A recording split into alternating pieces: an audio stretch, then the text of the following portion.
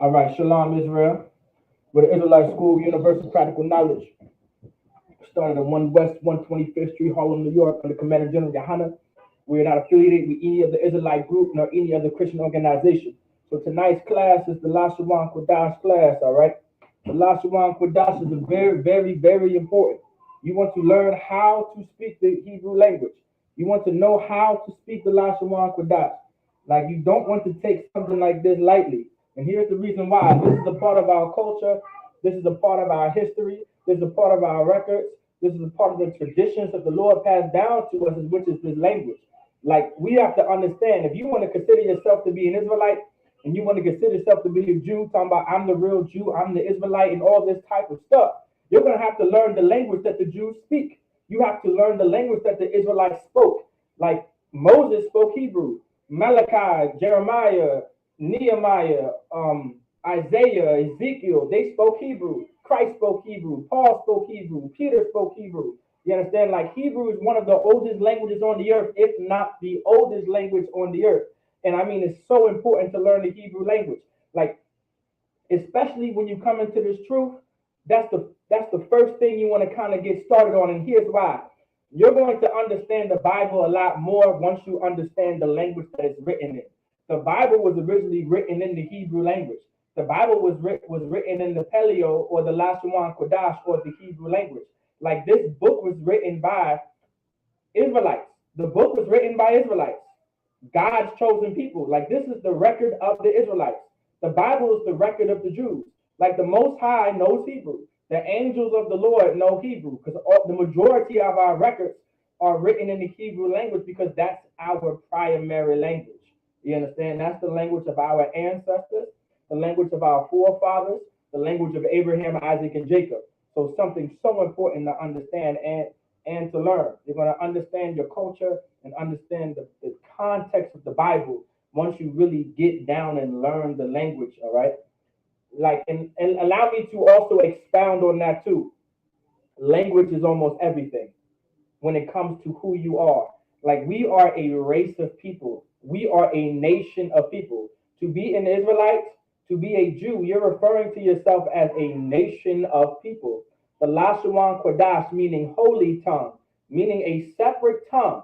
Like, this tongue is separate from the rest of the languages on the earth. That's why it's called the Lashawan Qadash. The Hebrew language, Ibarya in the Hebrew, which means Hebrew. You understand? Like, our language is separate from these other nations on the earth. You understand? And from these other languages. That's why it's called the Lashawan Qadash, because it's a separate language. Not everyone speaks this language. Not everyone knows this language. Not everyone understands this language. That's why it's called the Lashawan Qadash. That's why we were the ones on the earth that held on to the language of the Lashawan Qadash, or the Hebrew language, which is Ibarya in the Hebrew. There's a reason to all of that. The Lord allowed us to keep this language. You understand, when the Lord in the Bible, when he destroyed the Tower of Babel and he separated all the languages on the earth, we were the ones who kept the language that God spoke and that the angels spoke. You understand? and that's something heavy. That's why the Bible says, we are a special people unto the Lord, and I have chosen thee to be a special people and above high on all the people on the earth. Like there's a reason to all of that. And the reason why I'm breaking this down, because this is really the intro into the class, so we can understand how important it is to study the Lashawan Qadash and to study the Hebrew language, because it's so, so important. And I mean very, very, very important. Something that doesn't need to be taken lightly, all right? If you guys have any questions too throughout the lesson, all right, you guys can always ask and put it into the live chat. Don't forget to put your name, city, and state to check in. All right, you don't want to do that. If you are a new brother or sister that's coming into the school, make sure you put your name, city, and state. All right. So what we're going to get on the board, all right, we're going to start with the alphabet. And the reason why we want to start with the alphabet is because our alphabet, in particular in the Hebrew language, all right. Oh, that's another point that I wanted to make. The reason why I say the reason why I say language is so important, all right? In most nations, if you don't know how to speak your native tongue and you don't know how to speak the language of your ancestors, you are damn near casted out of your nation of people. You're not even going to be considered like it. You're not even going to be considered your nation of people if you don't know your language, if you don't know your native tongue. Like, for an example, if you come from China and you claim to be Chinese, and you do not know how to speak Chinese or the Mandarin language, you are not even considered to be Chinese. Whatever language you speak is what you're going to be considered. I believe the term they say you're American Chinese or American, you're Americanized. Like let's say you are Chinese and you come to America, but you don't know how to speak. Let's say your parents come to America from China, all right, and you are now born in America, even though you're Chinese. But let's say your parents failed to teach you how to speak Chinese. I'm just giving a rough example. I'm not calling anyone Chinese out there that's coming to class. What I'm saying is, for an example, let's say there's some parents that come from China and they live in America and they have children and they fail to teach their children the Mandarin language or the Chinese language or whatever language they speak. They grow up speaking English. Let's say they go back to their homeland and they go back to China and they try to mingle with the other Chinese. They're not going to consider them to be actual Chinese or from China, just based off of the fact that they did not hold on to the language of their forefathers, and they did not hold on to the language of their ancestors. I want you to understand that something so you may think it's so small, but that one small thing can actually bring dishonor to your entire family in China if you did not hold on to the language and the traditions of your ancestors. It's a very serious thing. It's the small things that matter, even though you may not realize it matters. Well, learning the Hebrew, which is the language of your forefathers and the language of your ancestors, of our forefathers, our ancestors, even though it may be a small thing, is actually a very big thing when it comes to holding on to our culture and our heritage that the Lord wants us to have. You understand? So I'm gonna get the Hebrew, all right, on the board, all right, and I'm gonna get it in the Paleo script, all right. So I'm gonna get it and I'm gonna pronounce it, all right. I'm gonna write it on the board. I'm gonna have the English spelling of it as well, so no one is confused if this is your first time coming in and learning the Hebrew language, all right. I don't want you guys to be confused, all right. So let's get it.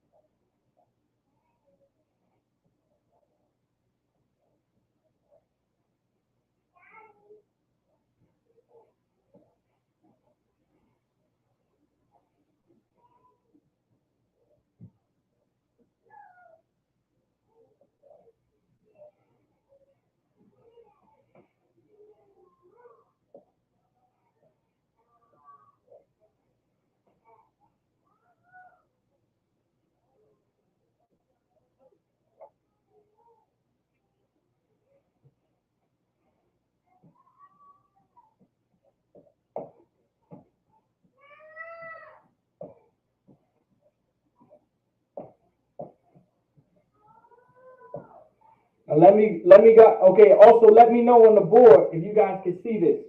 All right. If y'all can see the English too.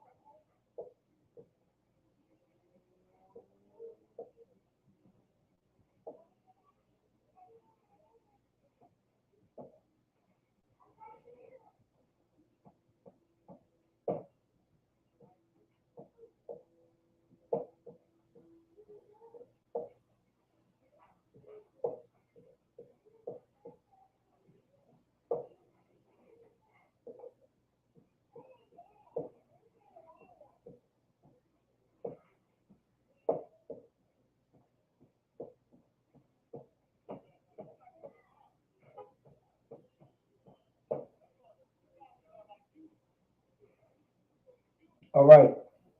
I want y'all to take some time. Let me know if y'all can see it on the board. If you guys haven't noticed, I got some new markers so everyone can see what's on the board. All right, but I want y'all to study the board real quick. I want y'all to write this into your notes. All right, especially if you're new in class and things like that too as well. I know there's always new students coming in to learn the Hebrew. All right, but make sure you guys write this on the board. All right, before we get into tonight's lesson.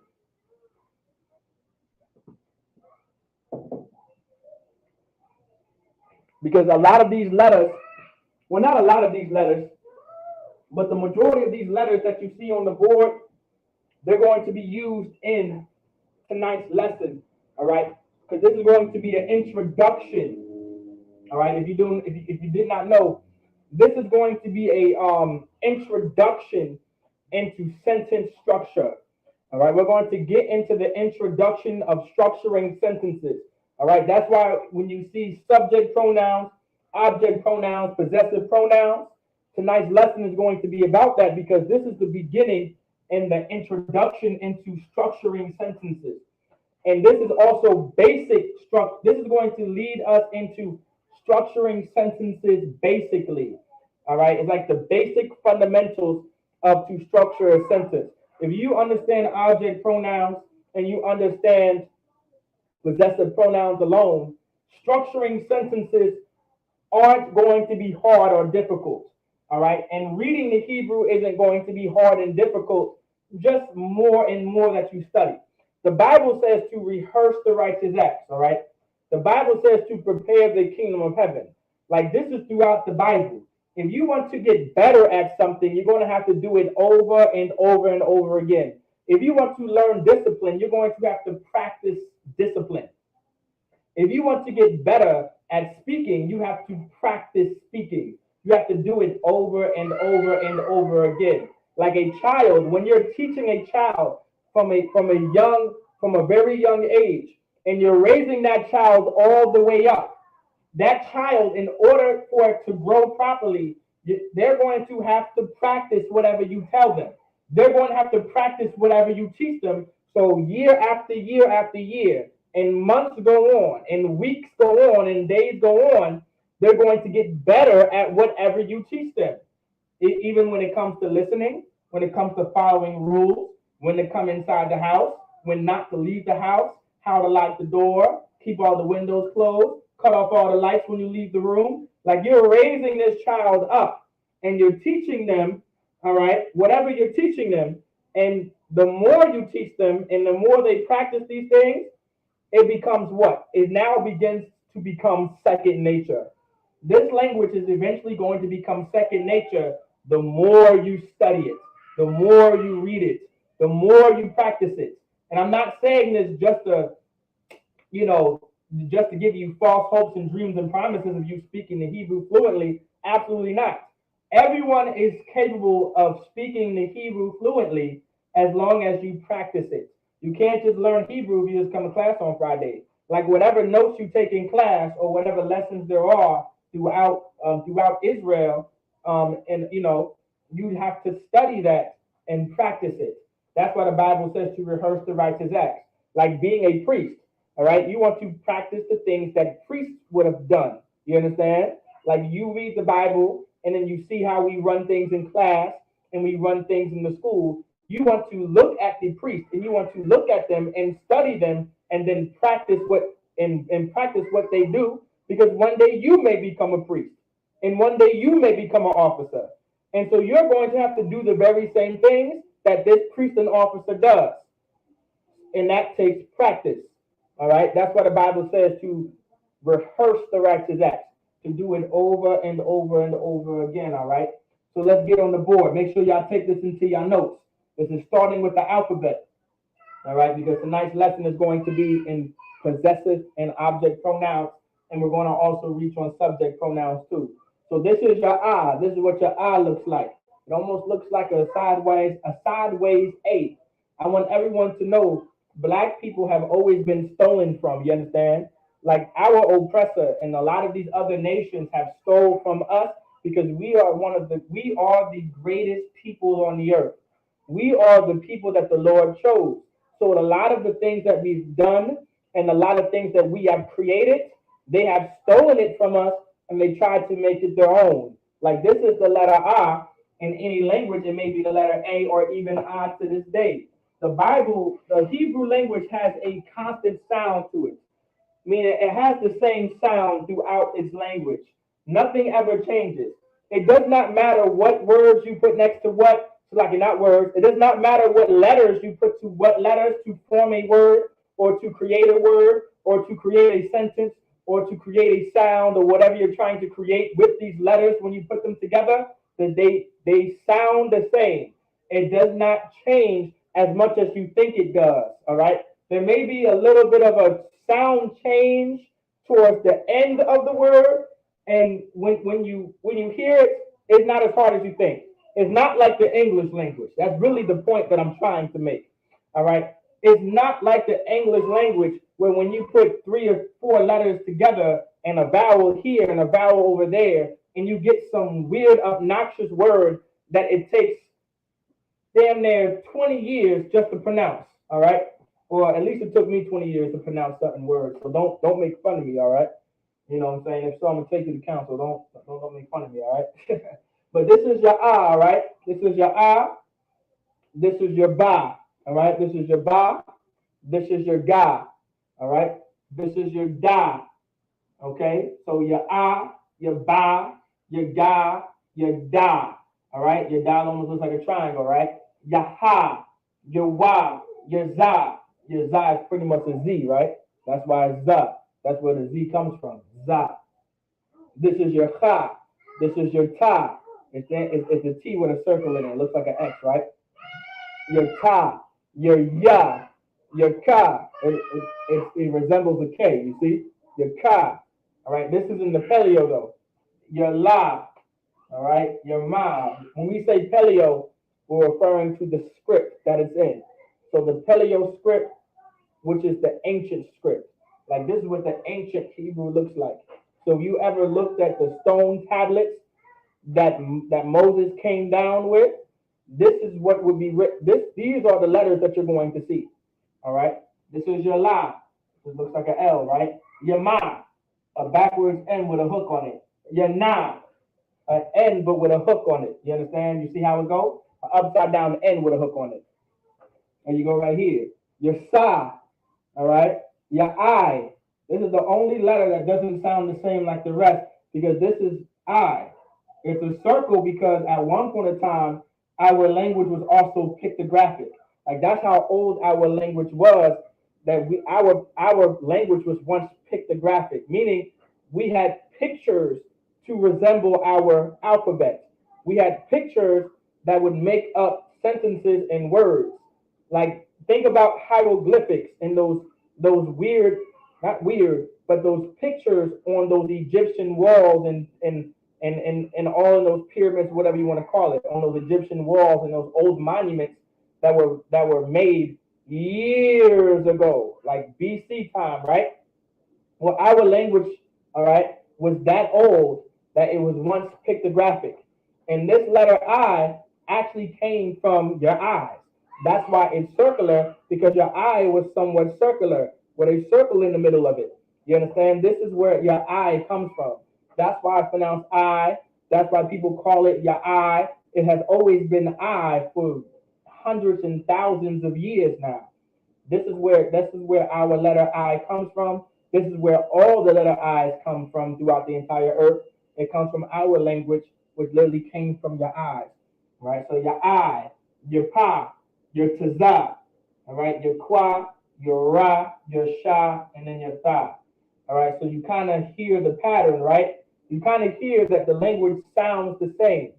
All right, it's going to sound the same. It's very easy once you practice it, once you take your notes, once you get down with it, right? So ba, ga, da, ha, wa, za, ha, ta, ya, ka, la, ma, na, sa, I, pa, taza, qua, ra, sha, and tha. You kind of see how it all sounds the same, except for this one, because it's the letter I. All right? We're going to get down to it. Make sure y'all take that to your notes, and we're going to get right into the lesson.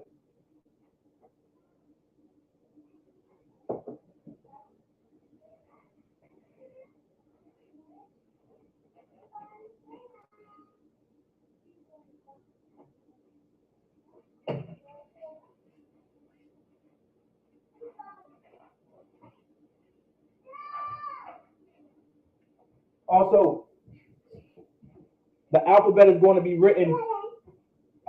You can always rewatch the class. I'm going to try to get, I'm going to get into the lesson so we have enough time to go over object pronouns and possessive pronouns, all right? So we're going to learn these possessive pronouns and object pronouns, okay? So also don't forget to put your name, city, and state. So if you're in class, put your name, city, and state. So let's say your name is Kevin in the world or whatever.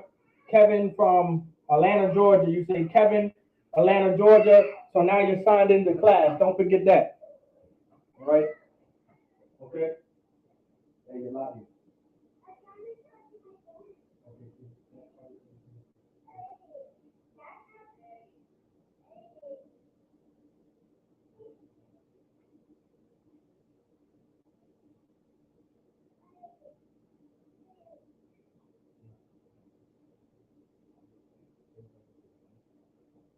All right? All right, let's get it. All right, let's get into the lesson. That's a lot here about that. All right? Hey, Yolanda, back there. I didn't hear, but back there. All right? Go ahead and go.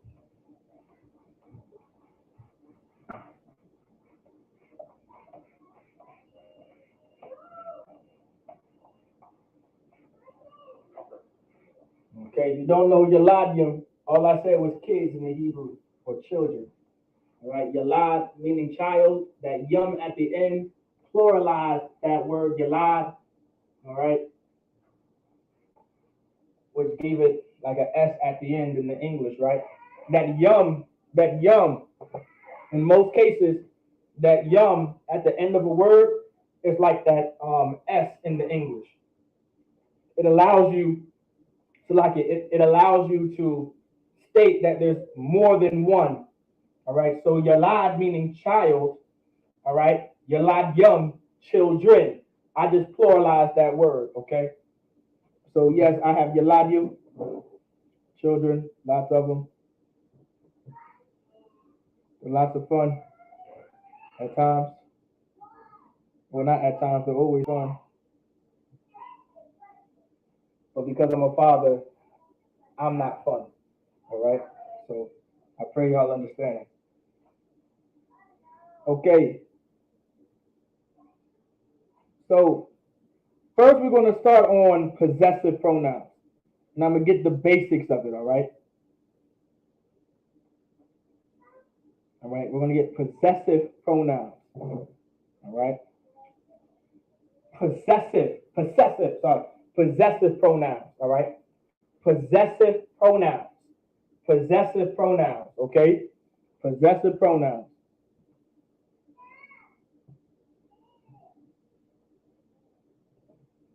Now, possessive. Okay, I'm going to write on the board possessive. Let me see, make sure I spell it right. All right, I'm going to get possessive.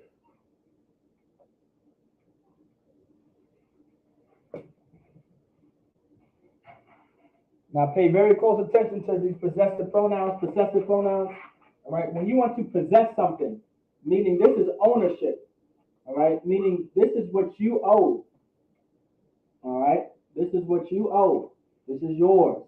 No one else's. All right, no one else's.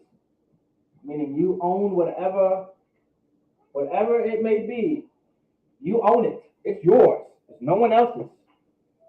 Okay? Okay? So I'm going to make it very clear. To possess something meaning this is yours. Or this is mine. Or this is his. Or these are hers. Or this is ours. Or this is theirs. You get the point? All of those are examples of possessive pronouns. The reason why possessive pronouns are so important to learn is the simple fact that this is one of the key parts that help you first read the language and then eventually structure sentences in the language. A lot of our letters, okay, a lot of our words in the Hebrew, they're all bunched up together, all right? Meaning you're going to have to know, okay, for an example, you're going to have to know vocabulary. That's why for the past like 3 or 5 weeks now, or for a month, we went over vocabulary because you want to know the root word. You have to know the root word of these words being said, all right? To know the root word of something is very important due to the fact that when you read the Hebrew and speak the Hebrew, you're going to want to know the root words, meaning the root vocabulary word. Like the root word, in this case, let's say shamar. Shamar meaning to watch over. So you know the root word is shamar. Any letter in front or behind shamar is going to be a word in itself or is going to be used as grammar. But you're going to want to know the root word so you understand that this right here, all these other letters are either grammar or other words connected to this word. And I'm gonna give you guys an example. But first, I'm going to teach you the basics of possessive pronouns, and I'm going to give you what possessive pronouns look like. Our possessive pronouns, all right, when you write in our language, looks exactly like our alphabet. So we're going to be using characters in the Hebrew. We're going to be using letters in the Hebrew, right, that identify these possessive pronouns. Okay, our language is actually very easily understood as long as you pay attention, as long as you know how to speak the alphabet. Our language is very easy. All right, it's almost like 1, 2, 3, ABC, 1, 2, 3. Our alphabet is literally our number system too. All right, I have a class on that as well. So we're going to get ya. All right, we're going to get your ya. This is what your ya looks like. Okay, ya looks like. Y'all see it on the board, which is my. Let's get your ka. What your ka looks like. This is your ka. This is your. Now remember, my and your are possessive pronouns. You guys see that on the board? All right. These are possessive pronouns. Let me get that little sticker. All right? These are possessive pronouns. My is a possessive pronoun. Your is a possessive pronoun. All right? Let me know if you guys, I'm sure you guys can see that on sign in Christ. All right? My is a possessive pronoun. Your is a possessive pronoun. All right? So ya and ka. So if you want to say this is my or this is your, whatever it may be, you would have to use ya and ka. All right? I'm going to put a note on this other side, okay?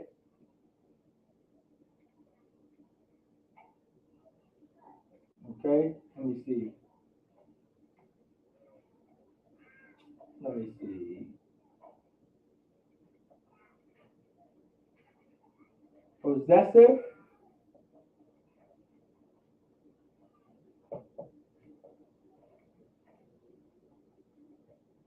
pronouns. Can you guys see me write pronouns? Let me see if I can make that more clear and a little bigger. All right. Possessive pronouns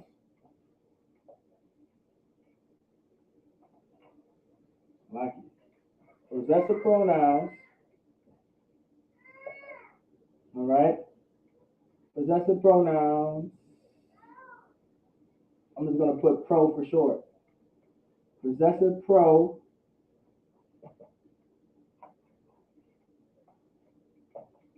are located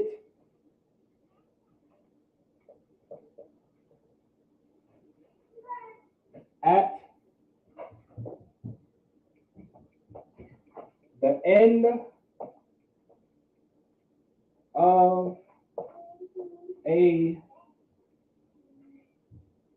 word.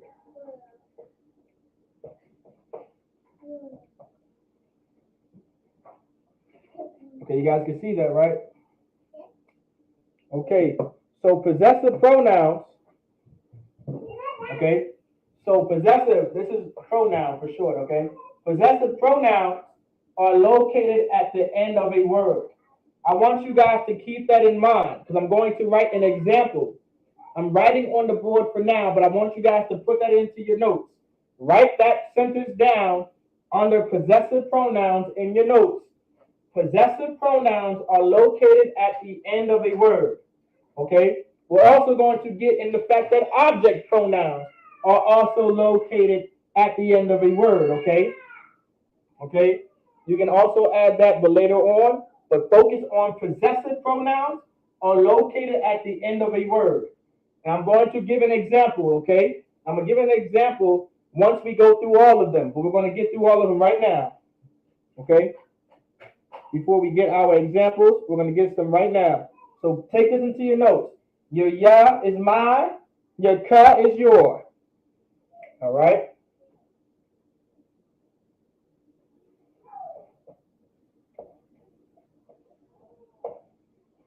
Your wa is he, like not he, his.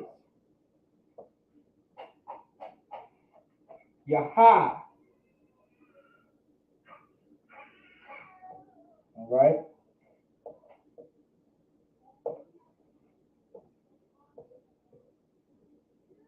Is her. All right, we're going to stop right there. So put this in.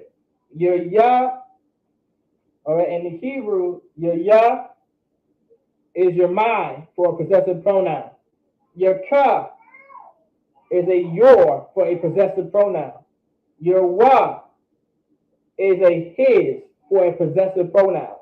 Your ha is a her or hers for a possessive pronoun. So you have your ya, which is my, your ka, which is your wa, which is his, your ha, which is your her. Remember, possessive pronouns is when you're trying to expound or explain ownership of something. Okay? If this is my phone, then of course you want to say this is, your phone. Or I guess in the Hebrew it would say iPhone ya, meaning my phone. It would I guess you would say it like that if you were trying to put English and Hebrew together. All right. It doesn't always go well, but that's just an example. All right.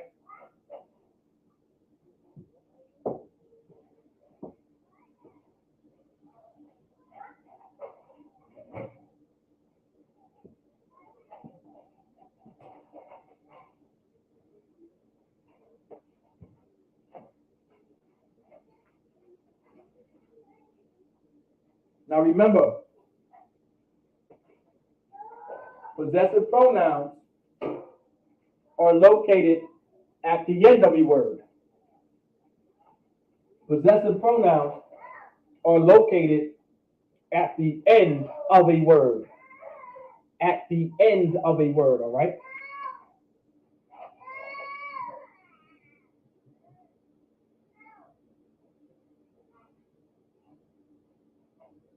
Let's get some more.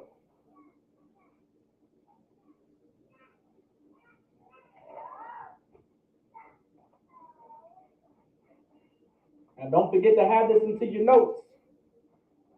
Just in case if you guys want to answer some questions that I asked. Okay? Don't forget to put this into your notes. Okay? You guys want to take notes. Don't try to remember everything on your own. Write it down somewhere. Type it into your iPhone notes. All right? The Bible says let all things be done in writing. Of course, don't lose the tradition of writing things down. Technology may not be here forever. You may not have access to technology all the time. That does not stop. That does not stop you from learning. Does not stop you from writing down notes. Just because the internet isn't working, all right, just because your phone is no longer on, that does not stop you from learning, all right? That does not stop you, all right? Because just 2 weeks of class in the ISUPK, you're going to damn near know more than any Christian as long as you take notes. Okay, I'm going to say this again.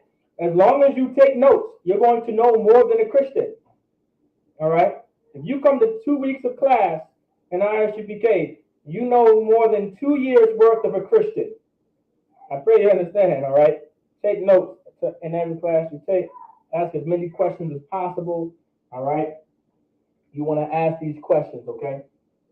Let's get it. We're going to get more of it, all right? Get some more.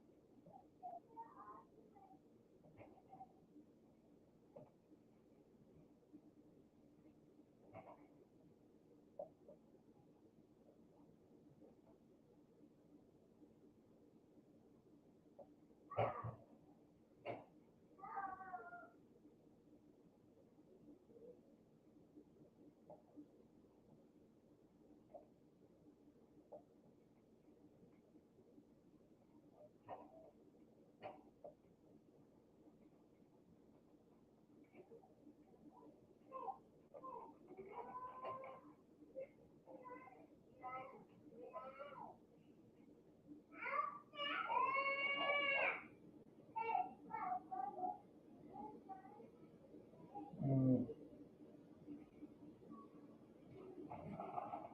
right.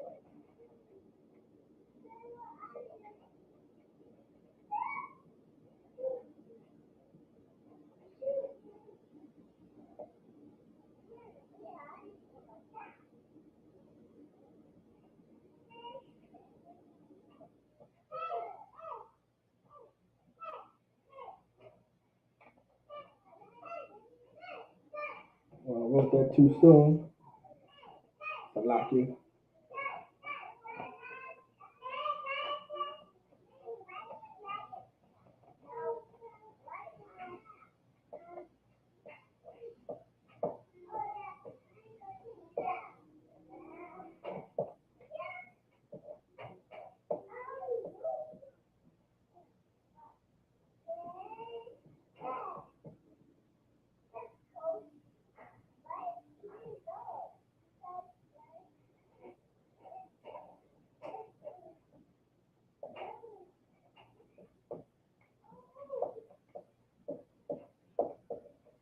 All right.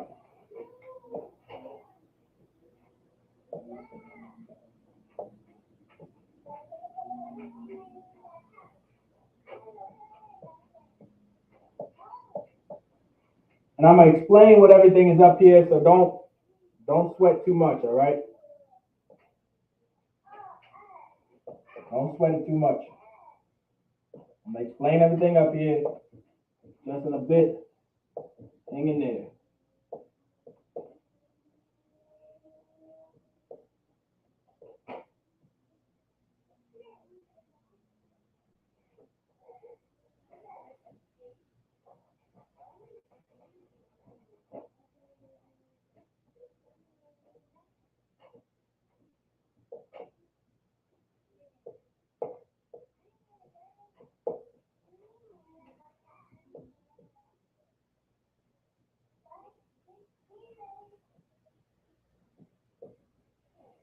All right, here we go. Okay, I'm gonna explain everything real quick. Now, y'all may not see the small letters on top, all right, but don't sweat that too much, all right? Don't sweat the small little letters that you don't see. Focus on the big letters that you do see, all right? Focus on that more, okay? I'm gonna explain those small letters verbally, okay? Because this is not going to be the only time you see this, all right? But in a nutshell, in our language, you have a masculine tense and then you have a feminine tense, all right? You have a masculine tense and then you have a feminine tense, okay? A masculine tense, or let's say a position of authority, because most men, all right, throughout Israel have always been in a position of authority in some way, shape, or form, okay? All right, most men throughout Israel have always been in a position of being in charge, being in control, being in power. It has always been like that in one way, shape, or form for brothers in the nation of Israel, all right? If you are so-called Black, Hispanic, and Native American, that's who you are, all right? So you have a masculine tense or position of authority tense, meaning if you are a brother talking to another brother, you're going to have to speak in the masculine tense, okay? No matter what, if you are a brother talking to another brother, you're going to be talking, okay? You are going to be talking. All right, you're going to either okay, lucky about that. All right, you're going to be, if you're speaking a brother to a brother, always speak in the masculine tense. Now, if you are a brother talking to a sister, address her in the feminine tense or the subservient tense. Now, the subservient tense is only there for the biblical Hebrew. All right, when you're writing something, all right, about the Lord speaking to someone or speaking about someone, you would write in the subservient tense or the feminine tense, all right? And the reason why I'm saying that, and I'm going to explain that, all right, later in the class, okay? All right. 1 second. Okay. Okay. I'm joking, huh? Yeah, but you put that down, sir. Say something else. You put that down too. Say something else. Something take that and say something else. Okay, so you have the masculine tense and the feminine tense, or the position of authority tense and the subservient tense. So the subservient tense, sometimes the Lord could be talking to a brother, right? Let's say when you're reading the Bible and the Lord is speaking, but the Lord is addressing Abraham, or the Lord is addressing Moses, or the Lord is addressing the nation of Israel as a whole, right? It's going to be in the subservient tense. Even though there's brothers in the nation of Israel and sisters, even though Moses is a brother, even though Joshua is a man or a brother, all right, and so far and so forth, all right, it's going to be spoken or spoke in the feminine tense or the subservient tense. Okay, the reason why we say subservient, because of course men are not feminine. But because we are in a position of serving the Lord, and we are under the Most High, and we are married to the Lord, all right, spiritually, okay, it's going to be in the subservient tense or the feminine tense. That's an example, all right? But let's say a brother talking to a brother normally, speaking the masculine tense. If you are addressing a sister or speaking to a sister, you can speak in the feminine. You speak in the feminine tense. All right. Okay. There's no real penalty. All right. When it comes to brothers talking to brothers in the masculine tense, or there's no real penalty in a brother talking to a sister in the masculine tense. But it is best for you to speak in the feminine tense when you're addressing sisters in certain matters. You want to pay very close attention to that throughout this learning the Hebrew, okay? So what we have here is Noah, all right? Noah or Noah. Noah or Noah, which means our. So if something is all of ours, we would say Noah, our, all right? Noah. This is your na and your wa, Noah, which is our. You have calm, calm. You see it's written down calm. Calm is how you would say you plural. All right? Like this is you all. Like yeah, you know how we you know, if you are so-called black, Hispanic, and Native American, we say y'all. All right? We say y'all. Like this is y'all. Or things like that. That's your you plural for calm in the masculine tense. Calm is masculine. Calm is in the position of authority. So if you're talking about a group of brothers saying that's y'all, and it's just a group of brothers only, okay, and I'm going to say that later. Let's say you're addressing a bunch of brothers and only brothers, you want to say calm, like that's y'all. Like that's y'all house, right? You would use calm, okay? Now, if it's a group of sisters, right? That's y'all house. But it's a group of sisters, right? Khan. You would say Khan. Khan, which is you plural. All right? Like this is all of you. Or this is yours. Right? But you're referring to a group of yous. All right? Like y'all, like all of y'all. You would say Khan, but it's only for a group of sisters. All right? Nothing more. Okay? Nothing more. Now, for another example, let's say you have brothers and sisters, right? And you're trying to address them.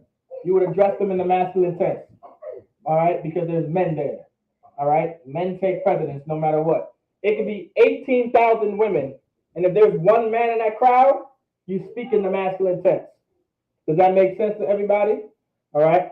It could be 10 million women and just one man. You address all of them in the masculine tense. So you would use calm. Okay? Okay, so question. Hebrew is written and read, pronounced from right to left. Okay, so correct. So this is your right, or this is my right, so to speak. And I'll be moving all the way to my left. And I'll be moving from right all the way to my left. So absolutely, unlike English, all right, how it's written from left to right, Hebrew is written from right to left. Okay? Yes, so that is correct. Hebrew is written from right to left. Good question. That's a very good question. Next is your ma. Your ma. Your ma is how you would say there as a possessive pronoun. There as a possessive pronoun. There as a possessive pronoun, meaning this is theirs. Like this is their house. This is their car. This is their phone, their TV, their bread, whatever the case may be, you would use ma. Okay? Ma is the masculine tense or the position of authority tense. Then you have your na. This is your na. This is there. You're still saying there, but now you're referring to sisters and only sisters, right? Because remember, if there's men and women, or there's brothers and sisters, the masculine tense will take over and you would use ma, as in their house and their bread. But if you're referring to this is their bread, like just a group of sisters or a group of daughters, you would put na, all right? Na, which is there, but in the feminine tense or the subservient tense, okay? You're only going to use the subservient tense if you're writing something about the Lord, or about the Most High, referring to someone like us. All right? Like if you wanted to say in the Hebrew, the Lord chose the nation of Israel, you would put that in the feminine tense. Does everybody understand that? If let's say you're speaking about the Lord and you said the Lord chose us, you can put that in the feminine tense and it would not be wrong, because we're talking about the Lord choosing us and we are subservient to the Lord. Now, does everybody follow that? Let me know if that kind of confused you. All right. The subservient tense is really there to talk about the Most High being over us and being our God and being our power. So don't think you're not going to use the subservient tense, which is just the feminine tense, depending on the context of the sentence you're trying to structure. Okay? But make sure y'all take these notes real quick, and then I'm going to give you guys examples of how possessive pronouns are going to look if you wanted to create a sentence. All right?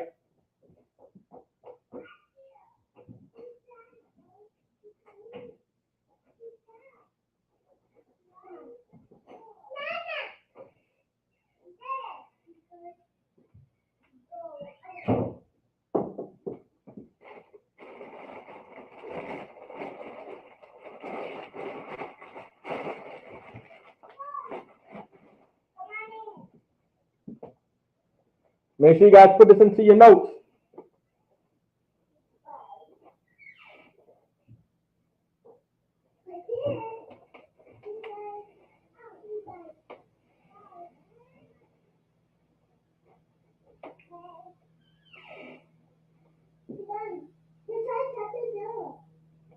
Okay, you understand?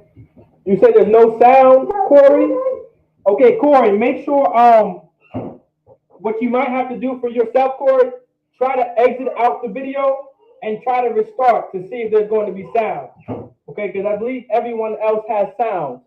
Okay, so try to exit out the video and try to reboot the video if you can hear me. Of course, if you can hear me say this, then I guess it makes actually thinking about it. It's kind of stupid if I'm trying to tell you if you cannot hear. I'm gonna type it for you. All right, so you can read what I'm saying to you. That makes sense.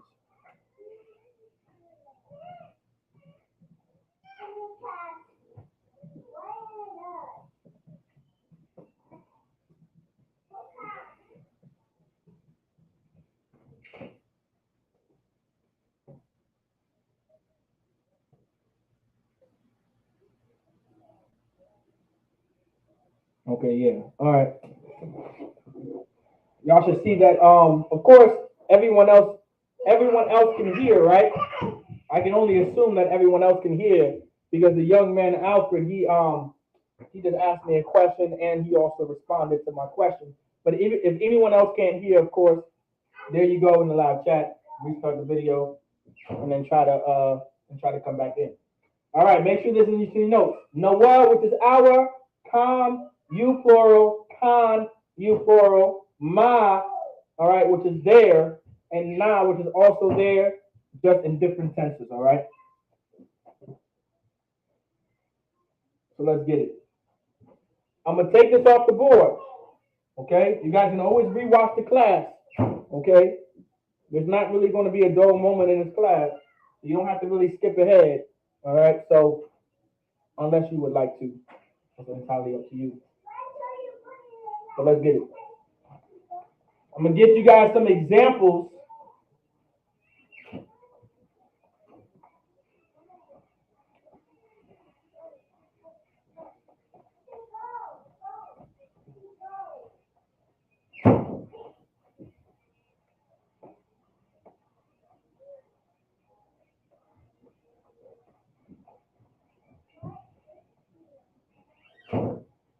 All right, so I'm going to give you guys some examples of how possessive pronouns will look. So, for an example, I'm going to say I'm going to use the word house, okay? I'm going to use the word house. To say house in the Hebrew is bayah, okay? Bayah. So I'm gonna write it in. So you guys have this written down. I'm going to erase it too as well because I want as much room as possible. But remember, possessive pronouns are located at the end of a word. Okay.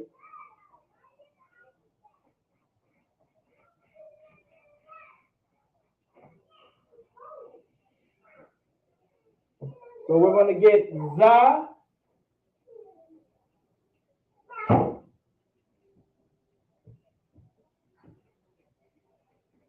We're going to get za.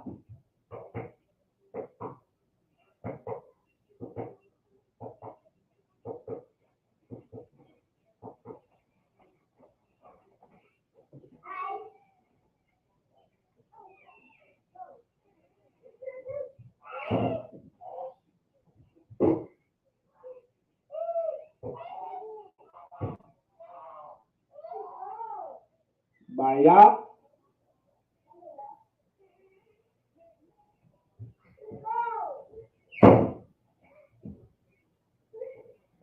Let's say bayafya.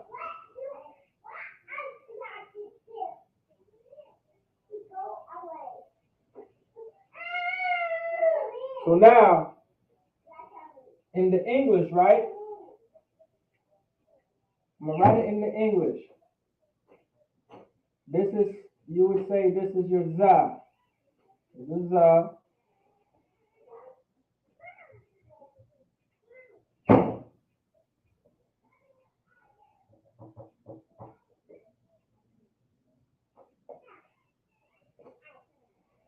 This is za.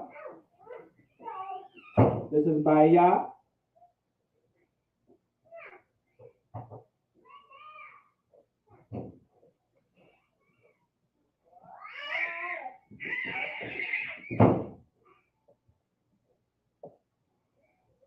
This is baya.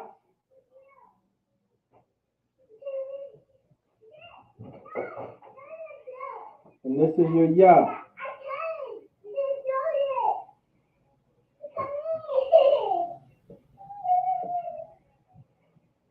Okay. I'm going to draw arrows to it.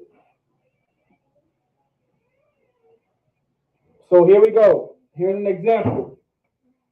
You have za, baya, ya. Now remember, the brother asked the question, right? Is Hebrew written from right to left? Indeed. This is your za, this is your ha. That's one whole word, which is za. Now don't panic. Just give me a few, and I'm going to give you the English meaning of it as well, all right? Then you have baya. Baya. This is the root word. Baya is the root word. Baya is the root. Baya. Baya. This is the root word. Okay. And then ya.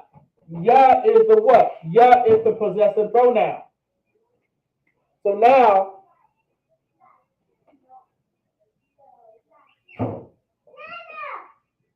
za.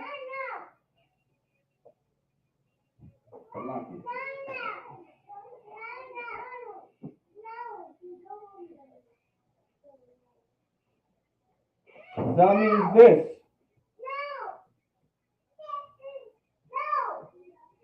Bayaf means house.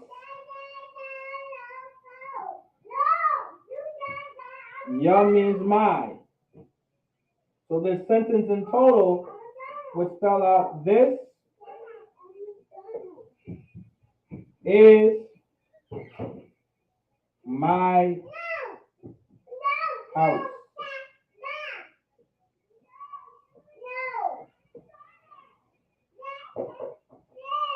Okay, you guys get it right here? So my house. This is my house. Now you see this is? Okay, we don't have a word for is. Is English. In Hebrew, you're saying this my house.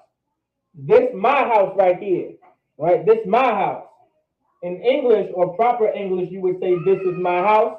So that is just implied. Okay, so when you're speaking the Hebrew, that is just implied by saying this is my house. So zabayafya. So you have za, which is this. Baya is house. That ya is my. Now I want y'all to understand this, right? You see this? Oh well, select it. Okay. I want y'all to see this, all right? You see how the ya is at the end of the word? You see how that possessive pronoun ya is located at the end of the word? All possessive pronouns are going to be located at the end. So now remember, when you're reading the Hebrew, okay? When you're reading the Lashawan Qadash, I want you to pay very close attention. All right? You want to focus on the root word so you can know the root word, because everything else is going to be either grammar or everything else is going to be either a object pronoun and a possessive pronoun. Now, I may not added this before, but possessive pronouns are only for nouns. Possessive pronouns are only for nouns. Possessive pronouns are only for nouns. Now, why is your Rashomon saying possessive pronouns are only for nouns? Because object pronouns are for verbs.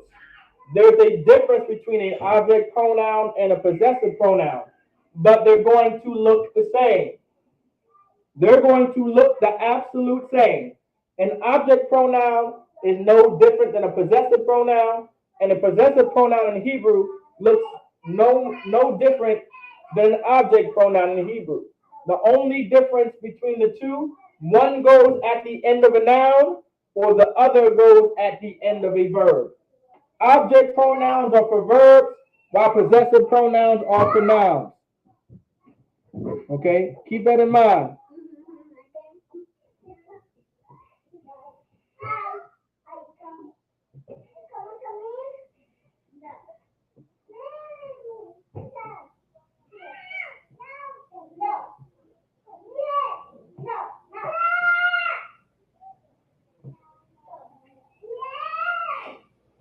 Okay, so keep that in mind. Object pronouns are for verbs, possessive pronouns are for nouns. So now there you go. Zabayafia. Zabayafia. All right?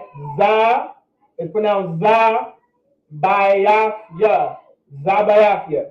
All right? Zabayafia. This is my house. Zabayafia. This is my house. Now you can use this with any possessive pronoun. You can use this with whatever you want. If you want to say this is their house, what would you do? You would just change that to a ma or a na, depending on who you're talking to, or not talking to, who you're talking about. Possessive pronouns in context are mostly used on who you are talking about. So if this is their house in the group of brothers, you would just put a ma, bayafma, bayafma. You would say zabayafma. This is their house. You guys get the point? We're gonna get one more example, all right?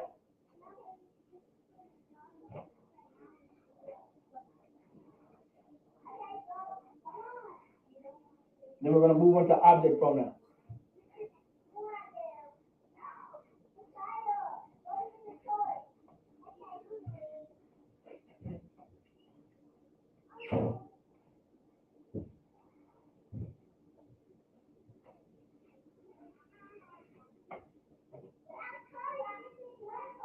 We're gonna get another example.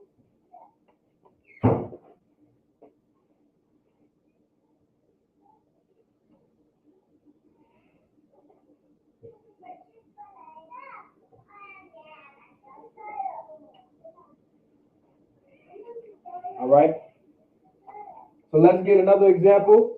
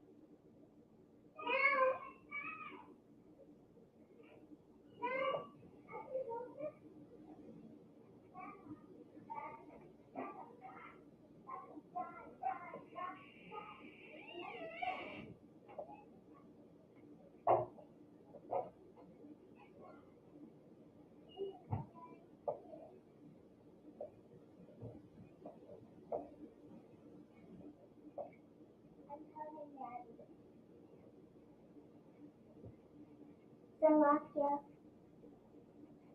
My brothers keep playing with the door. No sweat. I'll handle it. Closing and opening it all the time.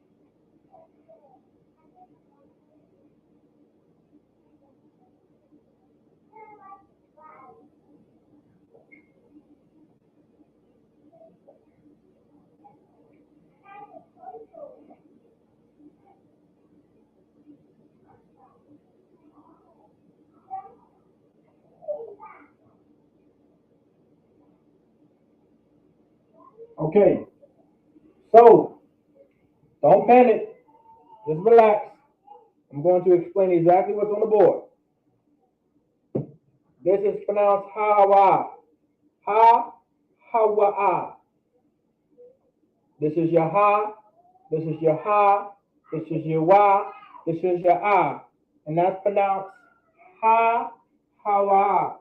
Ha-ha-wa-ah. Ha-ha-wa-ah. Ha-ha-wa-ah. Now, the more fluent you become, you're going to kind of breeze through it, and it's not going to sound so choppy. It's going to be ha-wa. You see how that sounded? It's not ha-ha-wa-ah. That's just how you would pronounce it. But it would more so sound like ha-wa. You hear me? Ha-wa. Ha-wa. Ha-wa. It sounds weird, right?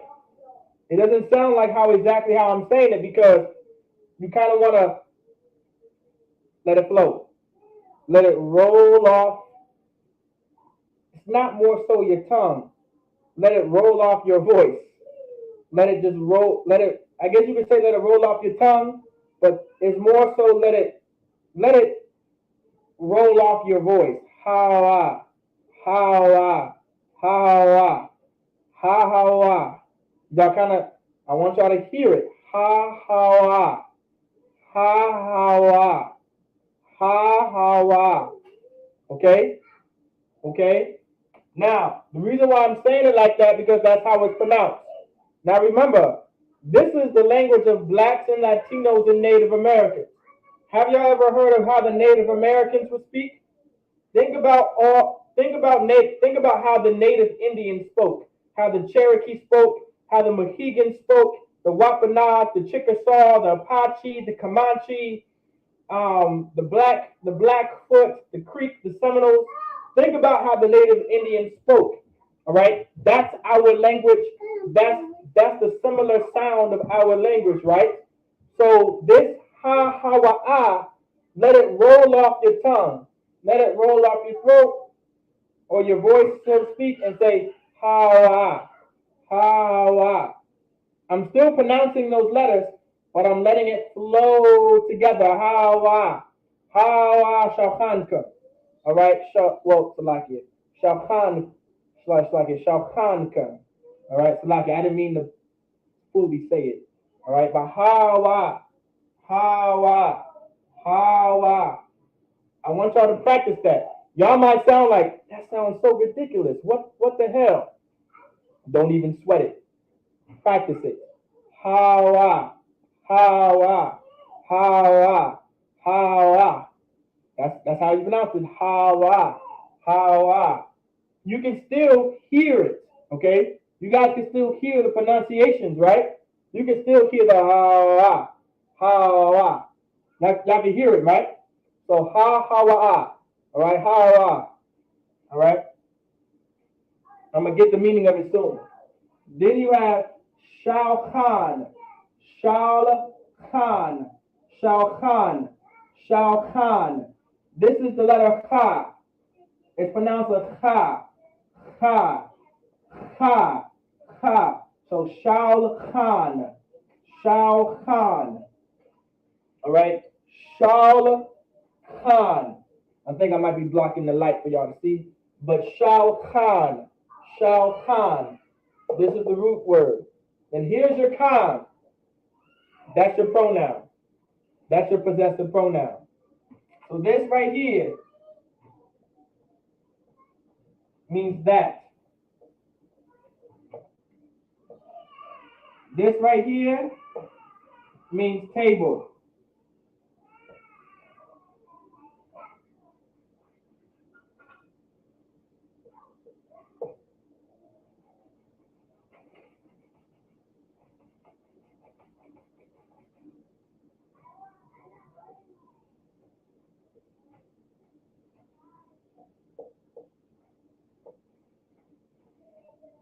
And this right here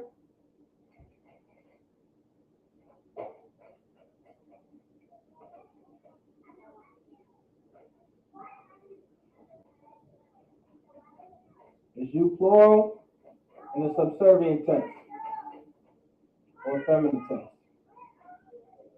So the sentence in a nutshell is saying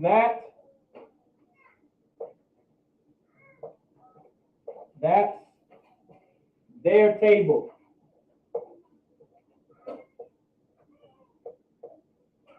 I mean, sorry, not their table.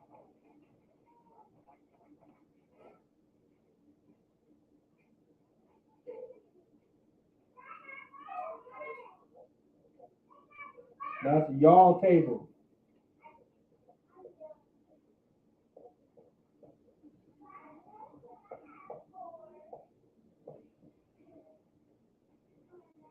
So that's saying that's y'all table. Okay, that's y'all table. So how shall Khan come? All right, shall Khan come. All right, how shall Khan come? All right, that's literally saying that's y'all table. Now remember, ha, let it roll off your voice. Ha, shall Khan come. Shall Khan. That Khan is a possessive pronoun, all right? That's the possessive pronoun. So you would say, how shall Khan come, right? So if you're speaking to someone, you be like, how shall Khan come.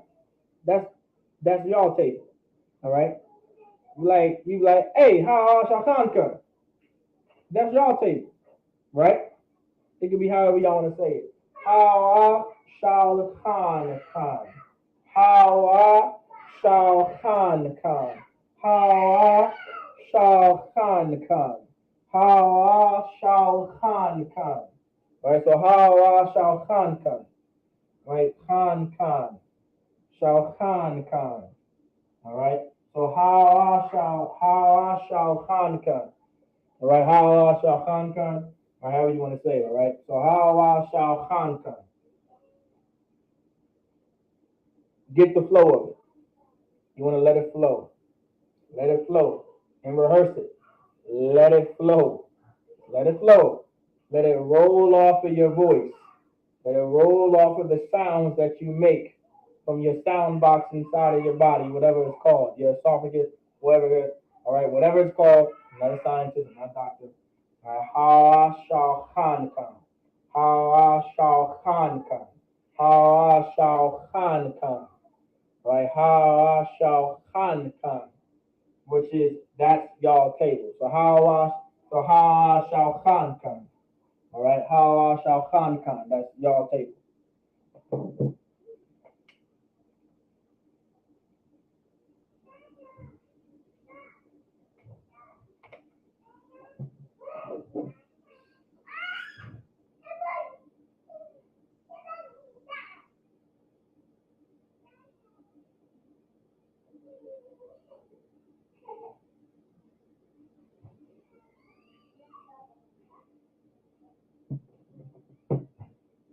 All right, let's get our object pronouns now. We're going to go and get our object pronouns. Now remember, object pronouns are the same as possessive pronouns, but they're for verbs, and they're going to sound the same, all right, but they're for verbs, okay? Of course, an object pronoun would be like me, you, all right, we. That's like not we. That's a subject pronoun. Us, right? These are all subject pronouns, all right?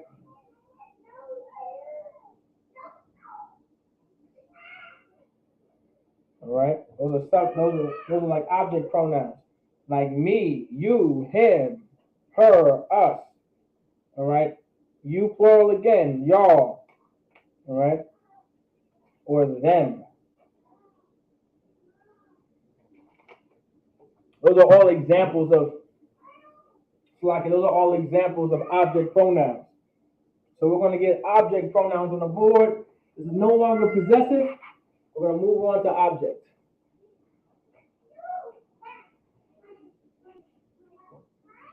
We're going to move on to object pronouns. So object pronouns.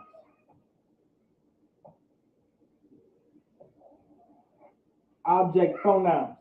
Now remember, object pronouns are just like possessive pronouns. Object pronouns are just like possessive pronouns, but they're just for verbs. All right, so you're going to see the very same thing, and they're located in the very same place. Okay, so here we go.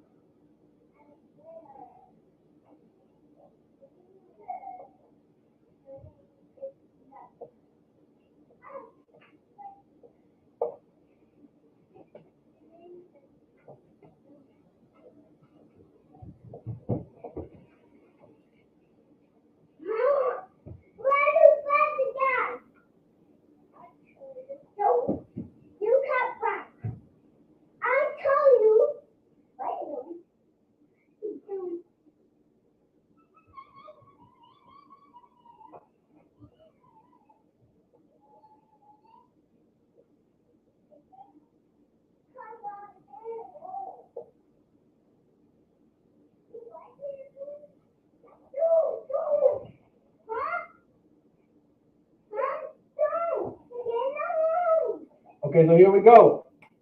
These are object pronouns. Now, what you see on the board, right? They're the same as your possessive pronouns, right? They're the very same thing, but of course, they're going to be object pronouns. So instead of my, you have me. And instead of, well, you is the same. And instead of his, it's him. And instead of her, hers is just her. Okay? Instead of ours, it's us. You guys get the point? So ya is me. Okay? Ka is you. Wa is him. Ha is her. Noah is us. Okay? So let's say I want to give me this. Right? You see how there's a verb now in the sentence? Give me this. You would say yeah.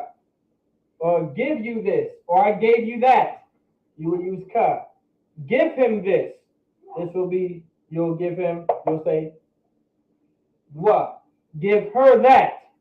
You would use ha. Give us that. Give us our bread. You would use us or Noah. All right. So you have ya, me, ka, you, wa, him, ha is her, Noah is us.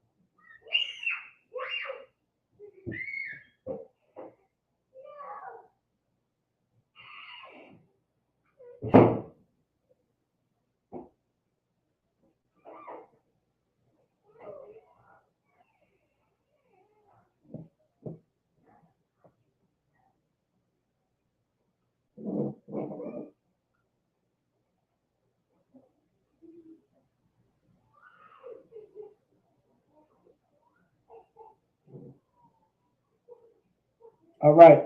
Make sure y'all put that into your notes. Let's get to it. All right. So I want to give y'all some examples of how it's used. Okay. I want to make sure I give y'all some examples of how it's used. So ya is me, ka is you, wa is him, ha is her, nawa is us. Remember, object pronouns are with verbs, not nouns,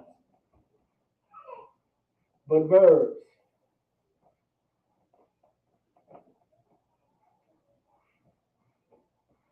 But let's get the rest up there. Now remember, they're going to look exactly the same. They're going to look exactly the same, but it's going to be used in the context of a verb. So you still have calm, you still have con, you still have ma, and you still have na.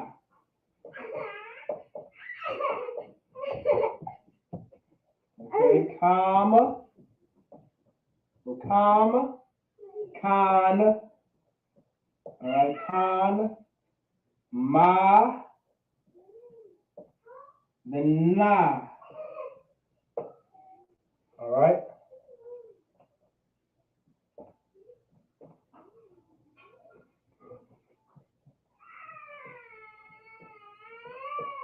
Here we go. So you got you plural.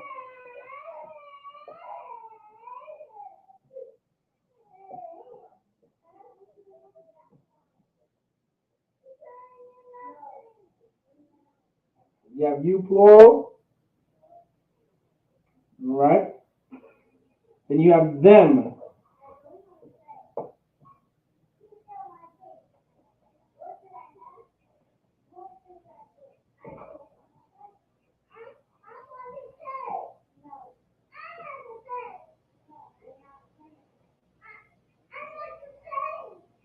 So you have them. So you have you plural, then you have them. All right, you plural, and then you have them. Now remember, there's still different tenses, all right? There's still different tenses, all right?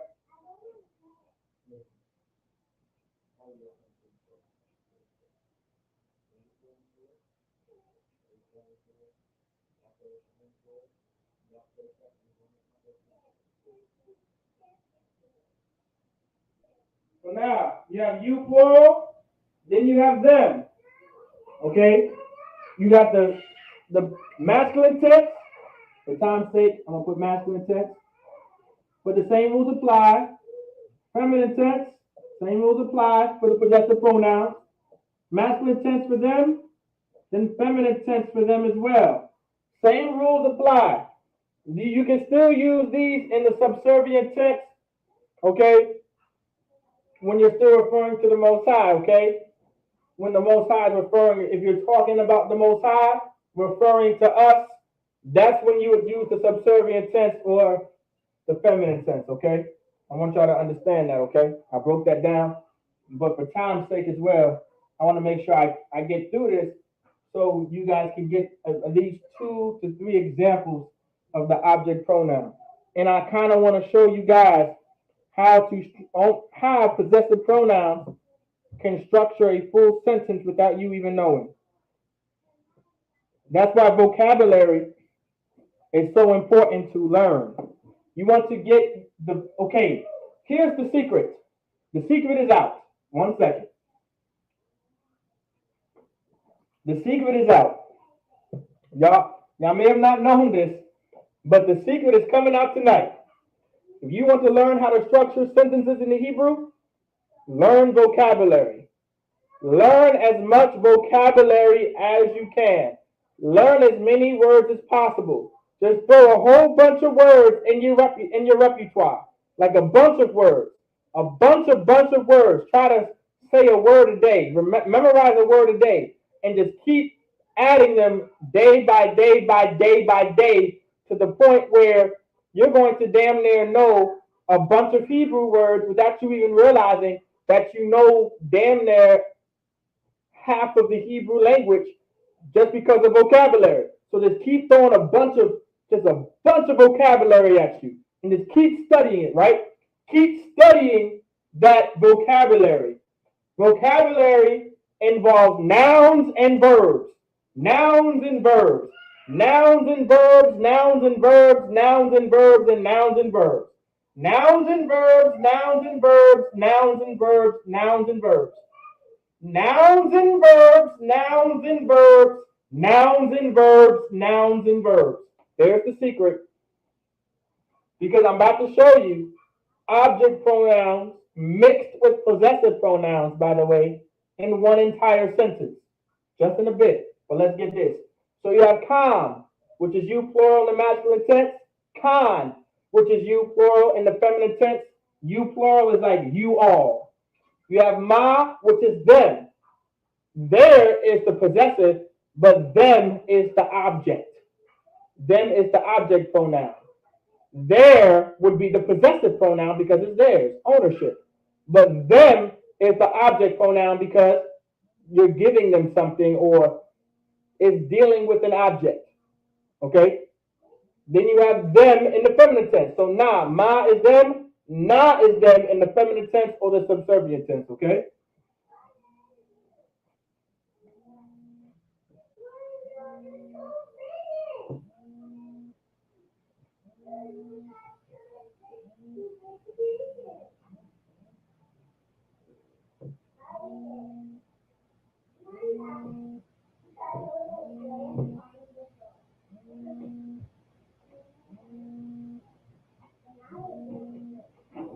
All right. So these are what object pronouns look like. Just like possessive pronouns, but they're objects. Okay, object pronouns. So we're going to get an example of a few. Make sure you put this into your notes. Remember, possessive and object pronouns are the same. Okay? They're the same. But one is used with conjunction with a verb, and one is used in conjunction with a noun.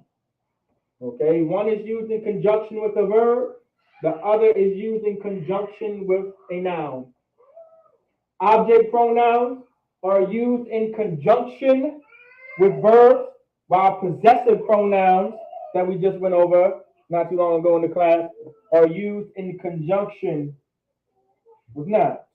Okay? Okay, so let's give, let's see. Perfect. Let's get Nathan. So we're going to get Nathan. Nathan.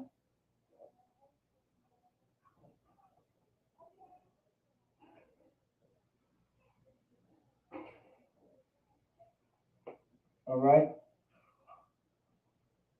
Let's see. Nathan. Yeah, that's fine. I'm going to use that for now. Now remember, this is basic sentence structure. This is the introduction. So we're going to get Nathan. Let's say Nathanma. Yeah, we're going to Nathanma. All right. Nathunma.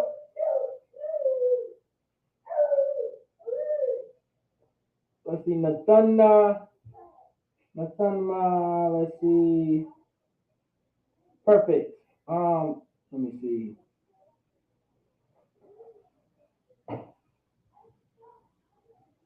Hold on.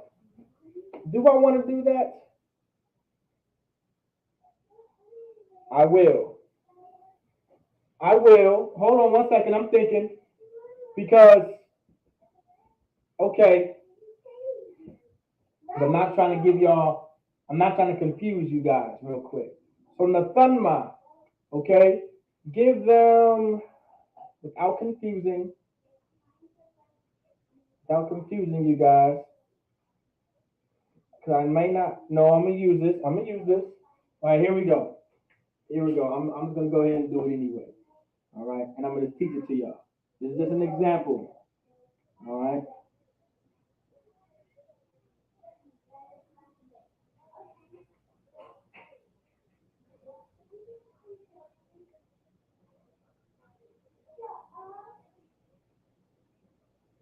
Man.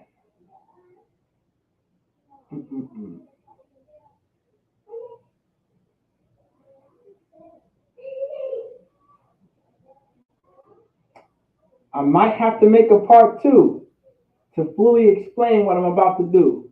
Goddamn. No sweat though. Kawas.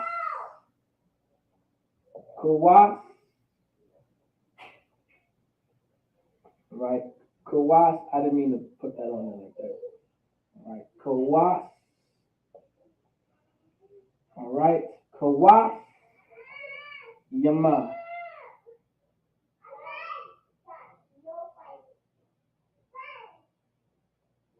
Kawas. Yama. So, you have Nathun. That's the verb. Nathun is the verb. All right? Nathun is the verb. I want y'all to pay very close attention. Nathun is the verb. All right? Nathun is the verb. Ma is the object pronoun.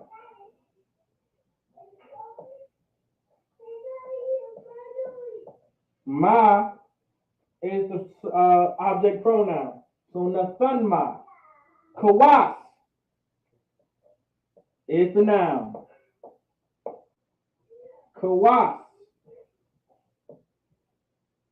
is the noun. Once I get done with this, I'm going to write something else on the board to teach you guys something. All right? Because I just gave y'all a bonus without giving y'all a bonus. And I didn't teach it to you guys, but I'm going to teach it to you right after this example. So I'm going to give you guys one example to pretty much, I'm going to go over this example, and then you go over some more pronouns. All right? Here we go. So, then you have Yama. Yama.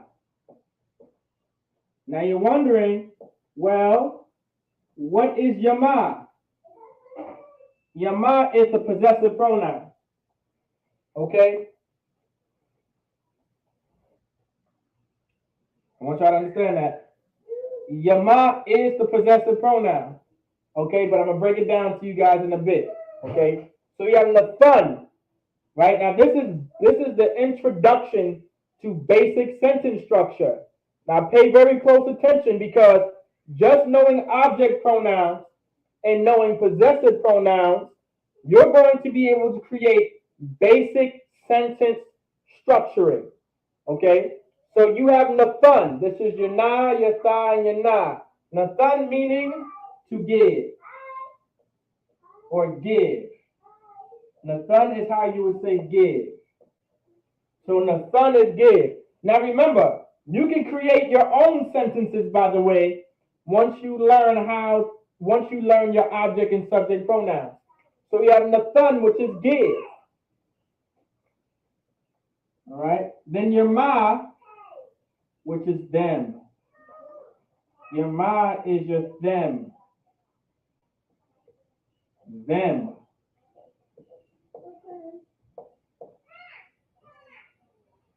Okay, so Nathanma is give them. Give them. Referring to a group of brothers, whatever the case may be, whatever the case may be. Nathanma. Nathanma, meaning give them. Kawas. Kawas is how you say cup.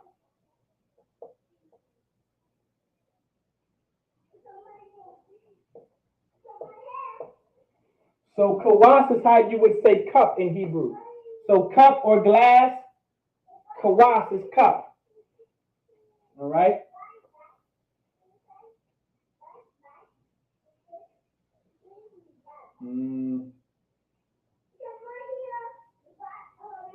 Hold on.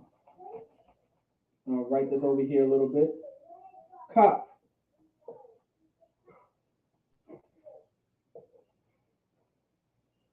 Now, I'm going to break this down.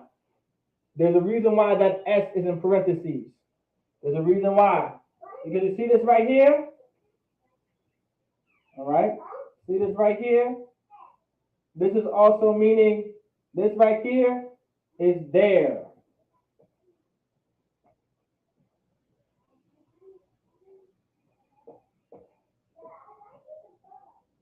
This is the possessive pronoun there.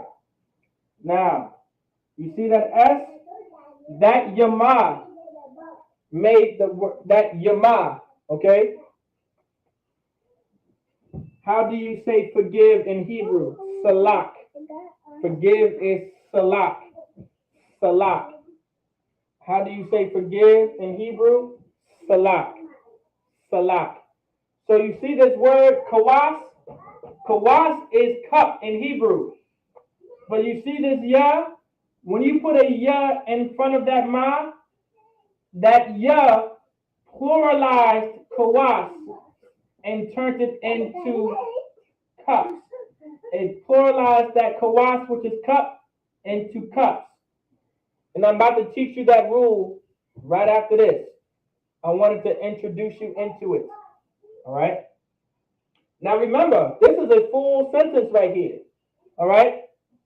Missing a few. It's only missing one. It only has one grammatical error, by the way. Okay? It only has one grammatical error. And I'm going to tell you guys how it has one grammatical error. If, depending on who you're talking to. Okay, depending on who you're talking to, it only has one grammatical error. Okay? So, you see this right here? This is a verb. It's not conjugated yet. Okay? It's not conjugated yet, okay? That's the only grammatical error. I haven't conjugated the verb. But we haven't went over verb conjugations yet, which we would, or which we will, Salakia. Okay? But that's only the one grammatical error. But for teaching purposes, I'm gonna let the grammatical error slide because I want to teach you guys this. Because I want to introduce you into basic sentence structuring by just knowing object pronouns and object pronouns and possessive pronouns alone.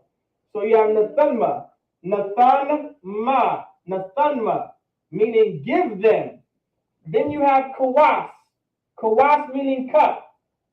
But now you have Kawasyama, Kawasyama, Kawasyama, which is there.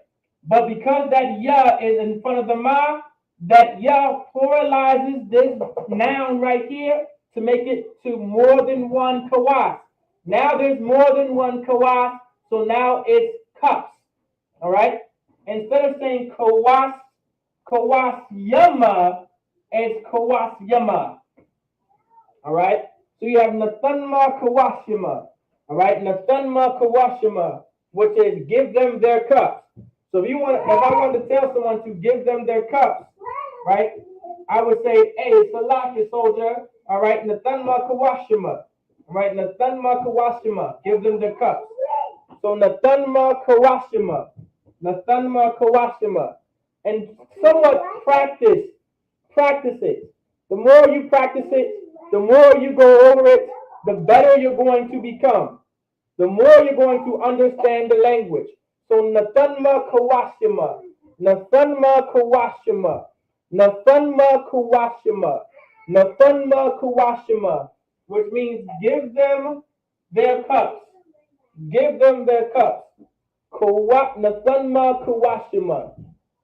I'm going to say it again. Nathanma Kawashima. Nathanma Kawashima. Nathanma Kawashima. This is our language.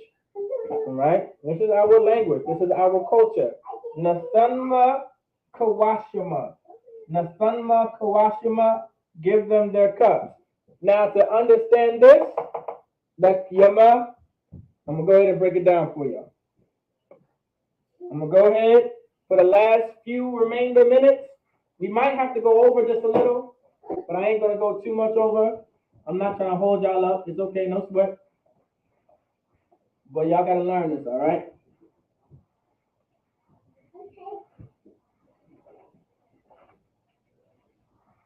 All right? We're going to pluralize nouns with possessive pronouns. All right?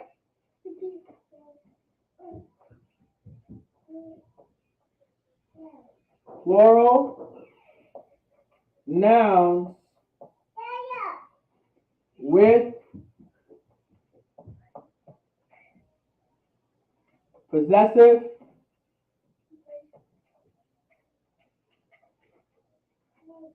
pronouns.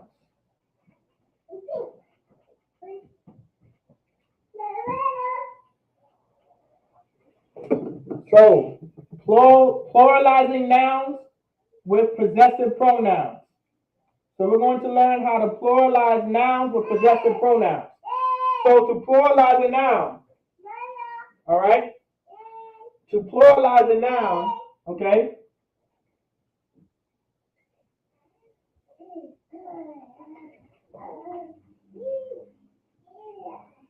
All right?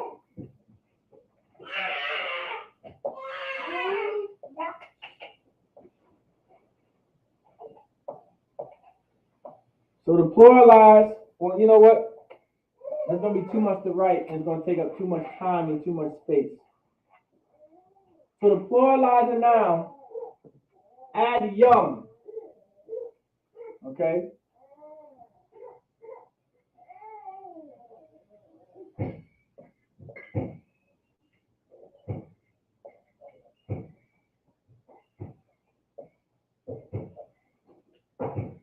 So yum, okay, so yum is how you pluralize a noun. So like your soldiers, your ladian. Sit down. So you would add a yum at the end, okay? So for an example, yum, all right? Let me see, yum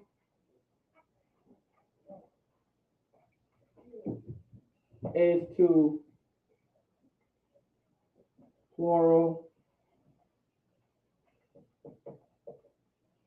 pluralize nouns.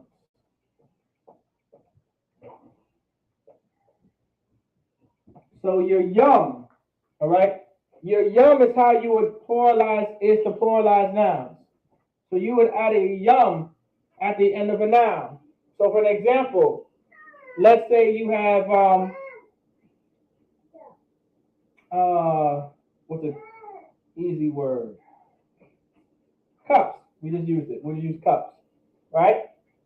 You, for an example, you would say kawasium. You would say kawasium.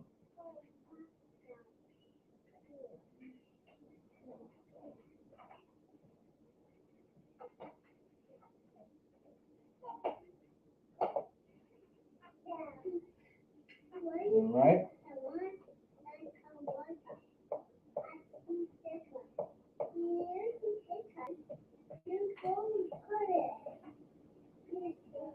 Kawasium, which is cups.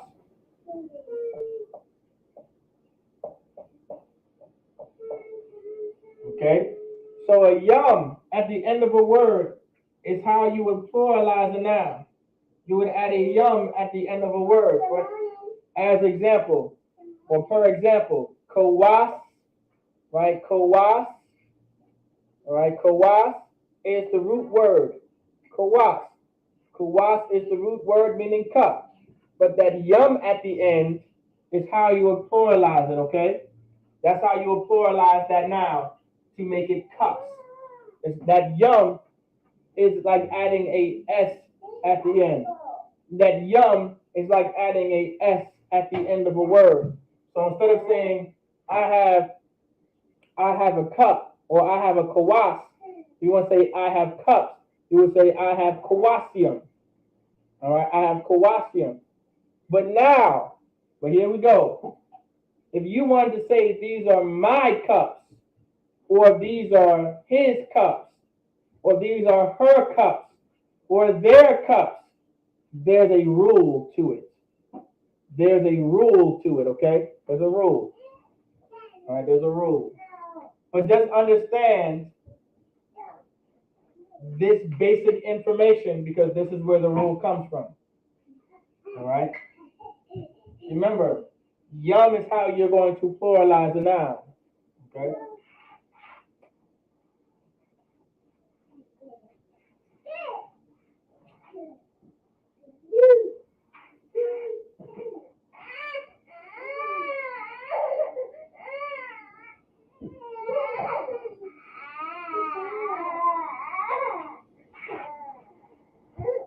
Adelon, sit up. So now, here's the rule. Remember, it's pluralized, but it's still going to look the same. Pay very close attention.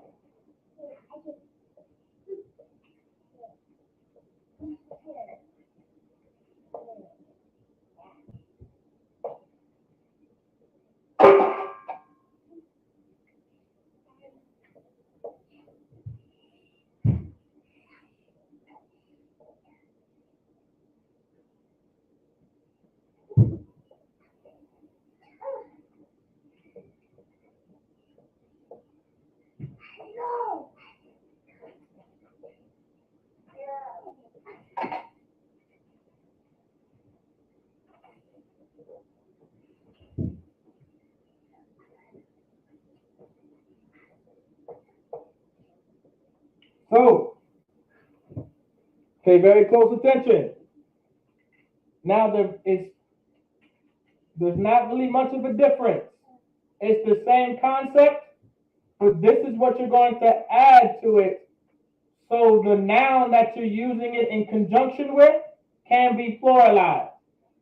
This is how you're going to say it so you can pluralize it. All right? So let's say it's my cups. If you want to say, these are my cups. All right? These are my cups. You would say kawasia, which is my cups. It's still the same. It doesn't change. But if you wanted to say your cups, if you wanted to say your cups, you would have to say kawas yaka. You see that yaka? That ya comes from the word yum. That ya comes from the word yum, which would pluralize a noun. That's why that ya is still there, because it comes from yum. That would normally pluralize a noun. But because you're adding a possessive pronoun to it, okay, you're not going to say yumka, right? You're going to say yucca.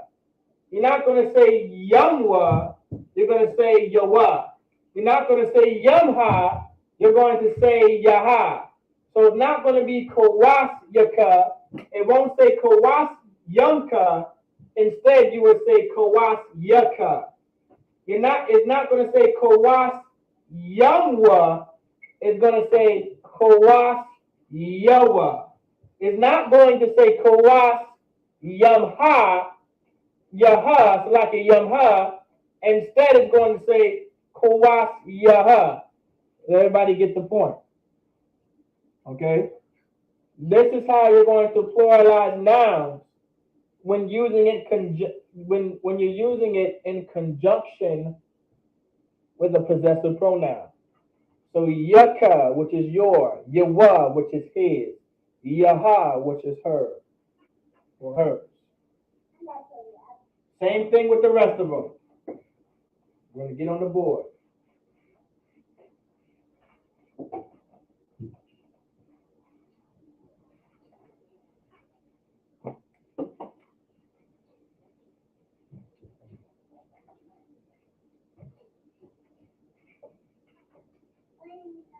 Yanawa.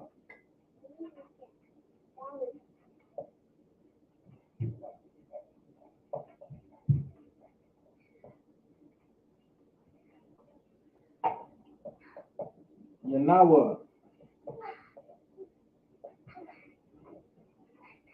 Our.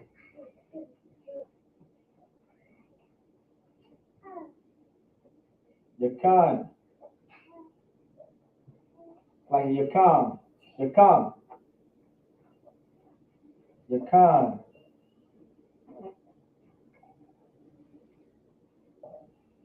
Yakan.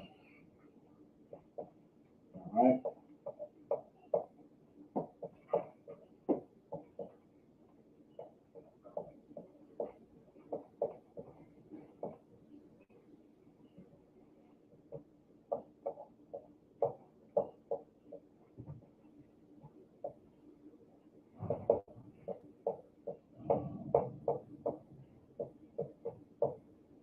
All right. And you have Yama.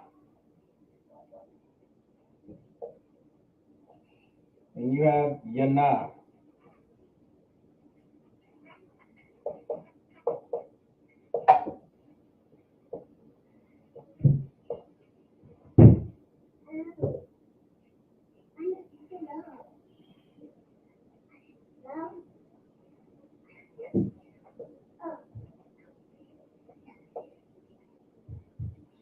Yama, Yana is there.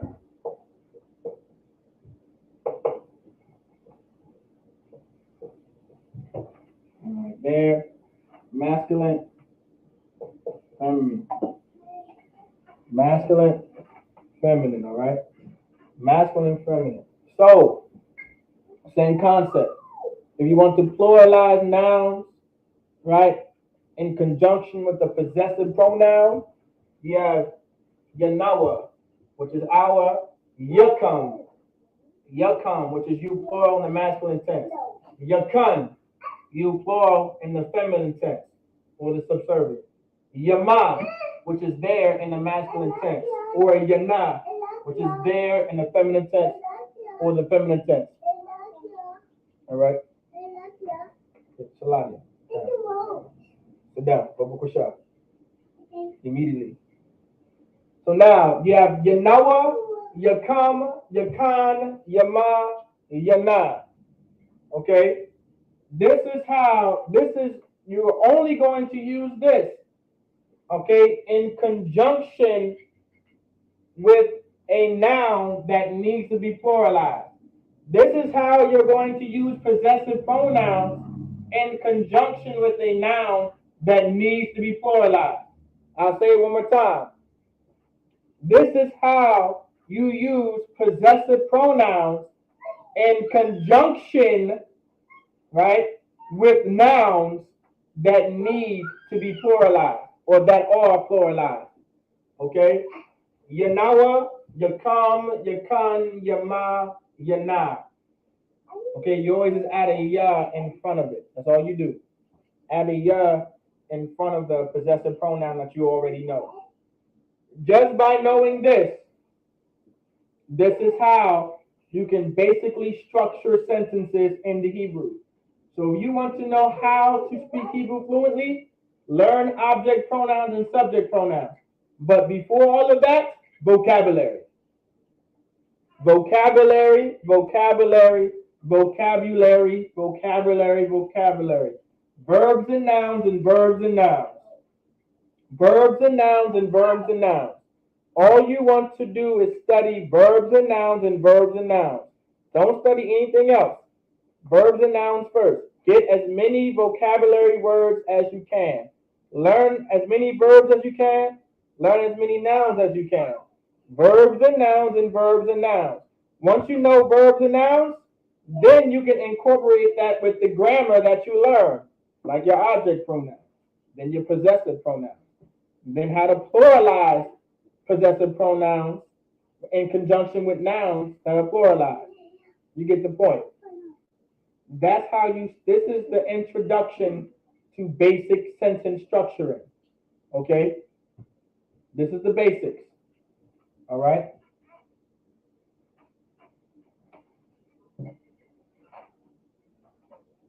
All right? All right, Most High in Christ.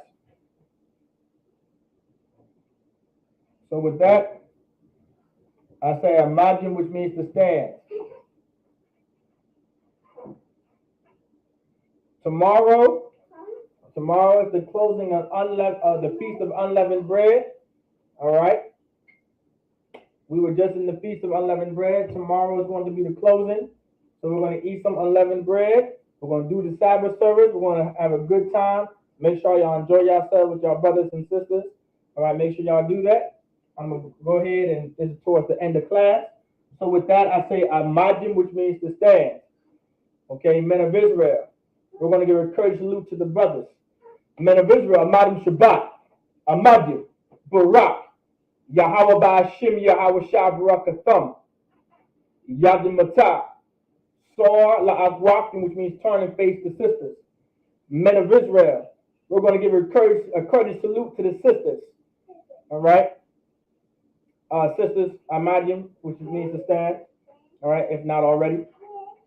Men of Israel, Amadim Shabbat, Amadim, Barak, Yahweh Shamar Alathan Ba'ashim Yahusha, Yadim Matah.